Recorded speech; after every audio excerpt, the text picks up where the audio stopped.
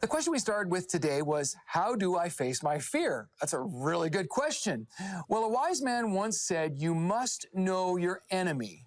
So what is fear, this enemy? Well, the truth is sometimes it is a response to a legitimate threat. God gave you this really cool part of your brain called the amygdala to heighten awareness and increase blood flow when you are in danger. And it's a gift that keeps you from putting yourself in dangerous situations. And so if that's the source of your fear, I suggest you listen to it and cry out to God for deliverance. Psalm 22 says, deliver me from the sword, my precious life, from the power of the dogs.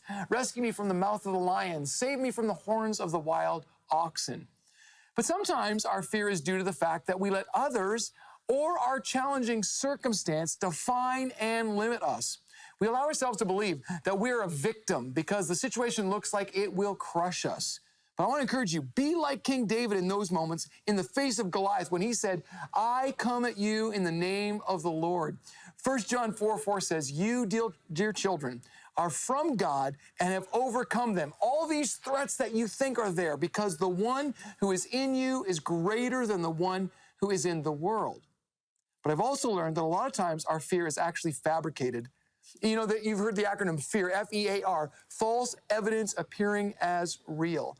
I've learned that for many of us, we tell ourselves something will happen before it is happening.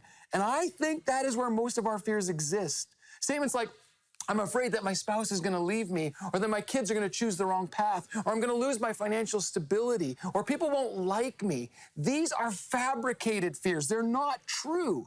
2 Corinthians 10:5 says, we demolish these arguments and every pretension that sets itself up against the knowledge of God, the truth.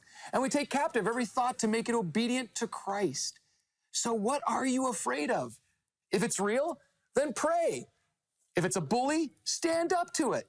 If it's a fabrication, shut it down in Jesus' name. And in so doing, not only will you face your fear, but with God's help, you will destroy fear.